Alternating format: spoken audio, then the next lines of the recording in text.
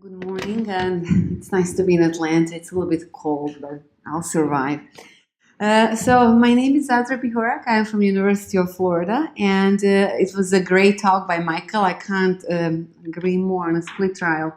So we'll continue to talk about acute kidney injury and kidneys overall in ICU. I just want to make my disclosures. I did receive research grant support from Acute. Some of these biomarkers are currently available through Acute. But I also want to tell you that my most important bias is that I'm a woman. So I see world and medicine through eyes of a woman. I'm also intensivist and nephrologist both. I attend on both services. So you can think about my biases when I'm on each side of the aisle.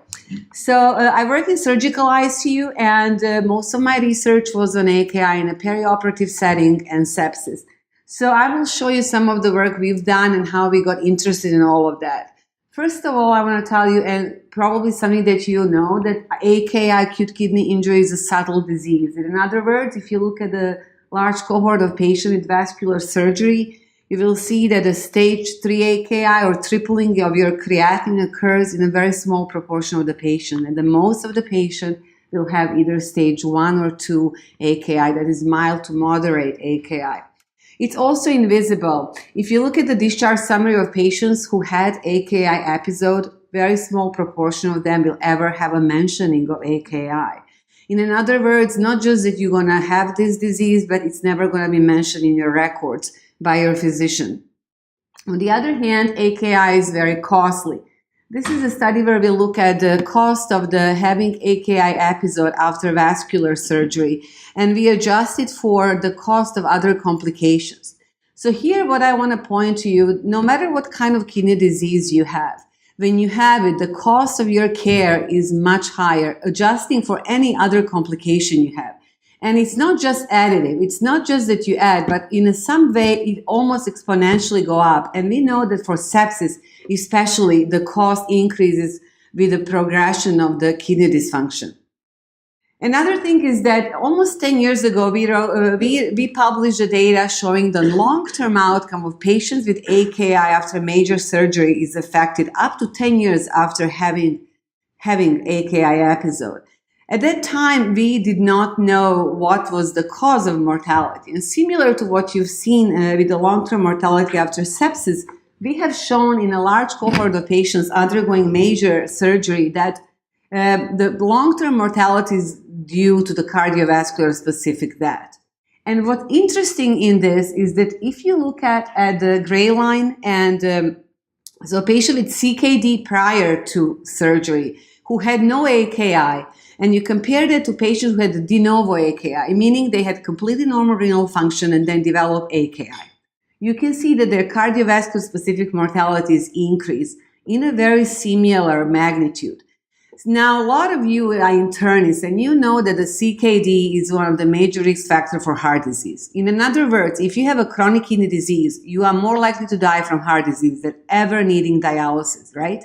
So really the risk of dying with a renal disease is the risk of heart disease, not necessarily of end-stage renal disease.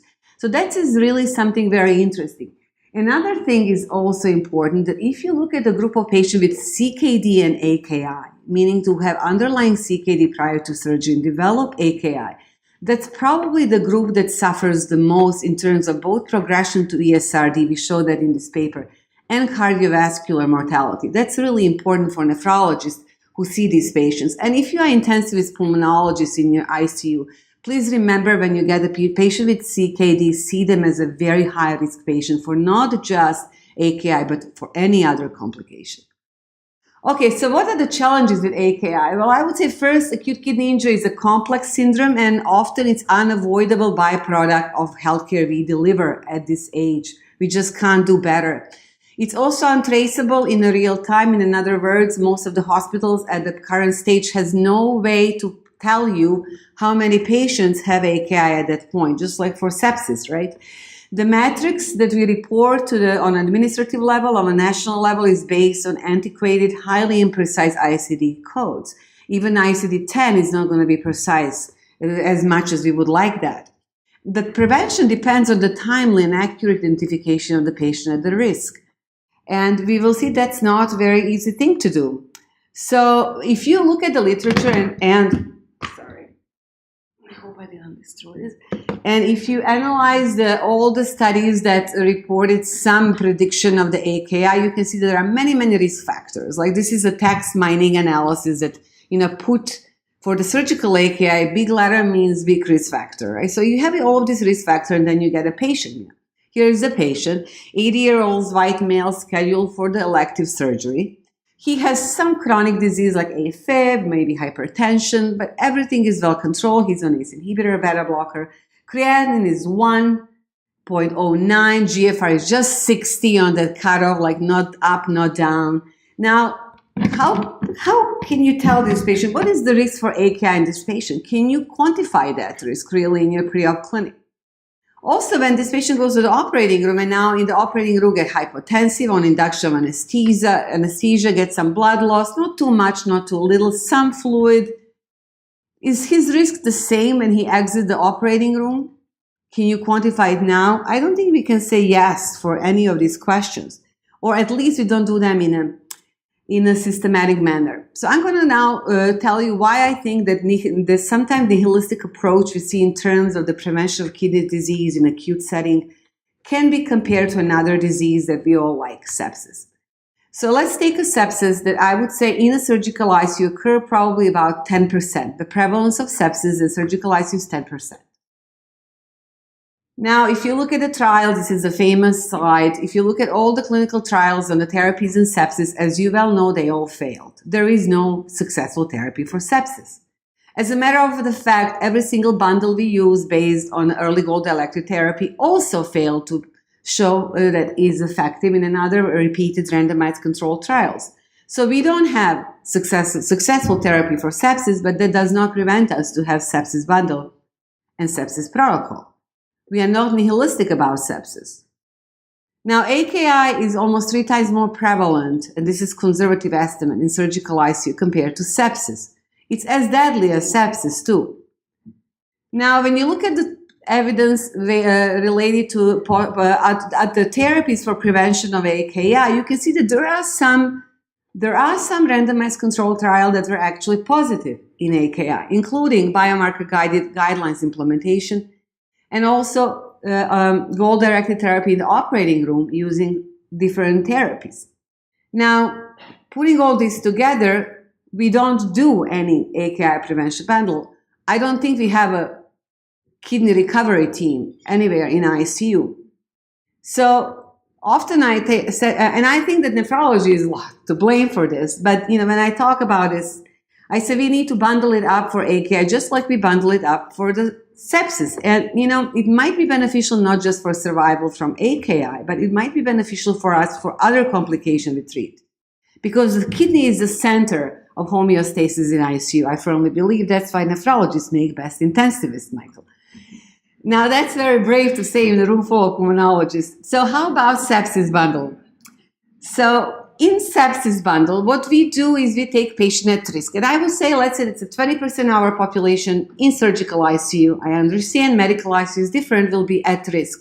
We risk stratify them using some clinical risk tool, like Mu score. That's in my hospital. Very simple score. And then we use some biomarker. We use lactic acid, we look new bands, neutrophils, procalcitonin, you pick it up. We don't have a perfect one. And then we initiate some standardized bundle or simple measures. And we start early, usually first 12 to 24 hours. We think that's what matters the most, including antibiotics. I would say for AKI bundle, you will probably do the same. The population at risk might be bigger here. I would say probably around 50%. And here you need to risk stratify now using risk stratification tools similar to Muse. Then maybe do another layer of stratification or enrichment of your population using more biological marker, and then initiate standardized care bundle for high-risk patients. And again, you need to do that early in the first 24 to 48 hours. And I tell you why I think that 48 hours is probably the magic number. So this is the paper that came just out from the Nature Review of Nephrology, probably your favorite journal, that provide new paradigm of AKI, that we now think not just about AKI, increase in creatinine, but we give some temporal resolution, and we now call this acute kidney disease. In other words, we recognize that in the first 48 hours, you will have increase in creatinine, decrease in GFR, and other function of the kidneys, not just GFR, but we don't measure them routinely. And you're going to have this, what we call, either in 48 hours, you will do something and the disease will either rapidly resolve or will persist. And we know if you rapidly resolve it in 48 hours, your prognosis is better. If you do not resolve it in 48 hours, you progress what we call persistent AKI. And your approach for persistent AKI is going to be different now at 48 hours. So now you have a cascade care.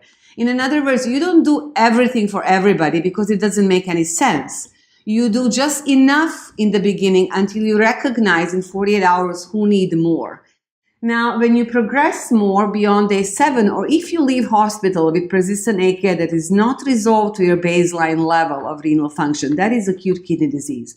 And this is very new, very important paradigm shift because acute kidney disease is one of the biggest risk factors for progression to CKD. And unrecognized CKD is a problem we face all the time after discharge from acute disease.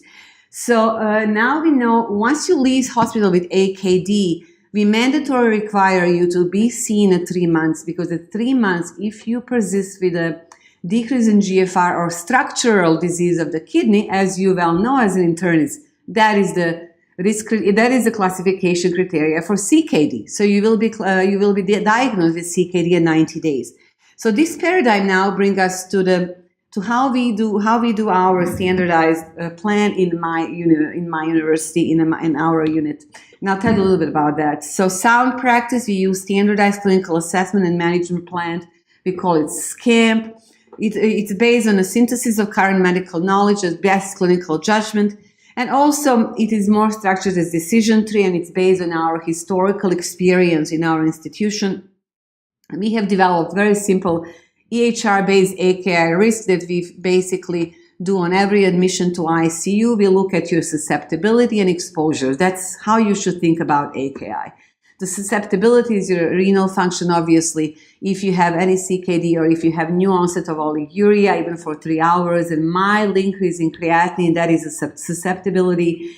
And then if you have exposures, most important exposure in surgical ICU would be intraoperative hypotension, severe trauma, and sepsis, respiratory failure. If you come on a ventilator to ICU after surgery, it's not something you should be coming on. That would be in our unit. In medical ICU, this probably would look different. I think every little unit has their own universe and has their own rules and should have their own little susceptibility exposure risk. Once you reach level, usually we give you 2 by each. So if you have an exposure and susceptibility, that means that you need to get another layer of the test. This is when we order biological markers, tissue metalloproteinase 2, insulin growth factor 7, that is available commercially and it's approved in our hospital. The test is ordered if clinical risk score is 3 and greater. And then we go by treatment algorithm. If the test is normal, I mean less than 0.3, we tell our providers proceed with usual care, low risk for AKI, other issues high priority. Don't think about kidney. If your patient is not making urine, you can give him diuretic. Believe me, in surgical ICU, that's sometimes very radical. If your test is, clinical score is positive and your biological test is positive in the range between 0.3 and 2, we call that high risk, and then we initiate ABCDE protocol that is really very basic. In other words, in the first 12 hours, we want to assess urine output and creatinine more frequently. We want your hourly urine output. I would say in surgical ICU, that's easy. My opinion as a nephrologist, medical ICU, it's very hard. I don't understand why, but getting hourly urine output seems like a very difficult task in medical ICU. We need to know urine output. We want to see creatinine. Usually we do Q12 hours. We want optimization of blood pressure. That means not one goal for everybody. Not everybody should have MAP greater than 65. Some patients need higher MAP. We usually withhold your antihypertensive therapy at the time. Circulation fluid should be optimized. We use goal-directed optimization with the transthoracic echo. Every single PA in our institution does that. We adjust the drugs together with the pharmacy. We have a pharmacy squad, and then we evaluate again in 12 hours, and we recycle this again. If you have a greater than 2 biomarker, that means that you have very high risk. Now, very high risk is a critically high risk, we call it, and we not just do ABCD, we start CPR now. And that really tells us that at this point, this kidney is highly stressed. And likelihood that in the setting of the existing susceptibility and exposure with highly biologically stressed kidney, progression is very likely. So now you need to think beyond ABCDE, and now you need to think about what's the cause and do I need some help from nephrology? So, this is where you can move towards cause, because a lot of times certain causes in AKI are not just what you guys like to call ATN. I don't use that. I don't use necessarily that word because I don't think it's a very good name. Is maybe something that is maybe more glomerular. Maybe it's more. Maybe it's interstitial nephritis. Maybe some other syndrome that might be under-recognized. So you look at the cause of AKI, you can use renal Doppler or renal resistive index. I will not go over that. And again, you need to reassess. You might want to use dynamic GFR. You might need to call nephrology and consider progression or fast track to CRT. This is how we do that. Now, every 12 hours, you recycle this because you have 48 hours. Now, you recycle all of this and if you don't get, either you get better or you don't get it better. If you don't get better in 48 hours, there is no need to wait.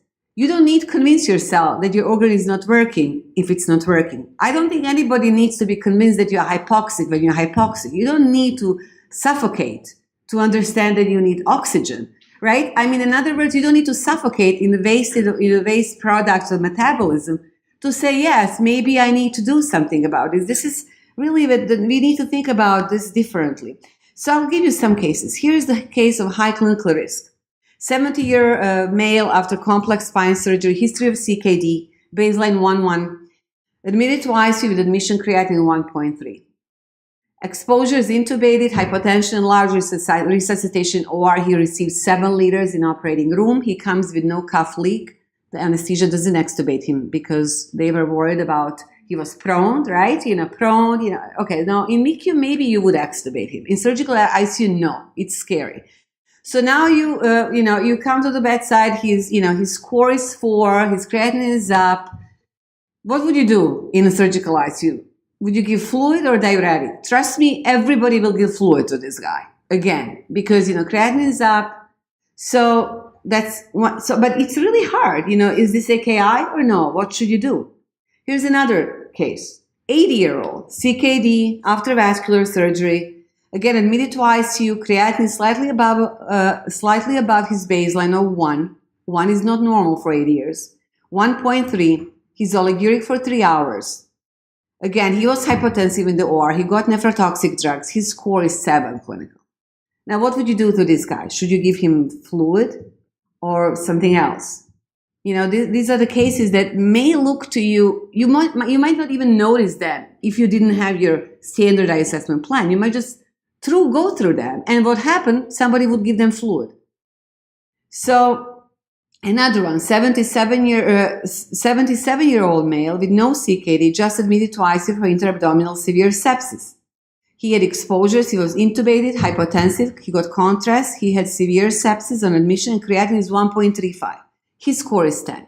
Now, I show you now 3 different patients with a very high clinical score. The first 2 patients, both of them, had normal nephrocheck. It was negative.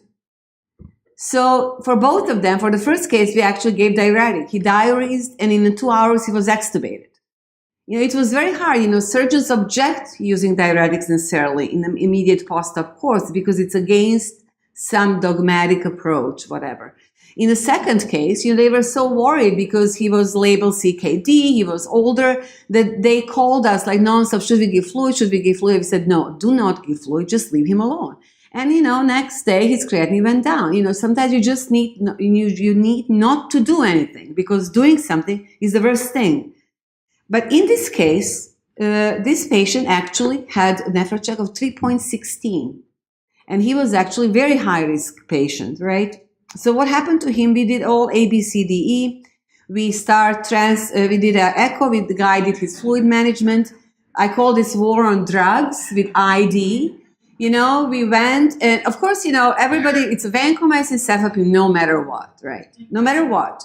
So now he has gram-negative growth, but it's not finalized. So, vancomycin, and you go like, we don't want to give vancomycin to this guy. He is 1.36, he's oliguric, his nephrocheck is 3.6, his third, the kidney stress test is significantly high. Why would I give another nephrotoxic drug? I mean, that makes no sense. And they said, well, there is no proof that vancomycin is nephrotoxic, is what you're going to say. So here you need to really hold your ground. So they would not, and this is like something that I think every institution needs to work to increase the awareness. We said, okay, we're not going to give vancomycin. We're just not going to give it. We held it, and we hold contrast something like this. If it's absolutely not necessary, if it's on MRSA sepsis, I'm not going to give it. So we didn't give it. And he did not have actually any MRSA growth. He just had gram-negative, so he didn't need it. So he progressed to stage 3, but he never required RRT. That is a big success. In the months we launched this protocol, we had no renal replacement therapy. People do progress, they plateau, but they don't need dialysis. That's huge. I mean, and for me, that is amazing achievement. And another patient who was 64-year-old male, no CKD, his baseline was 0.96. He was admitted for sepsis after abdominal surgery, again, intubated, septic, creatinine is 1.45. His score was 8. His test was 3.58. Again, TT guided fluid. We actually called nephrology early because we did CPR. We look at the renal ultrasound. He actually had small kidneys. This was unrecognized CKD. With this thin cortex, we held contrast. We did not push him for the, contrast CT that sometimes they just want it.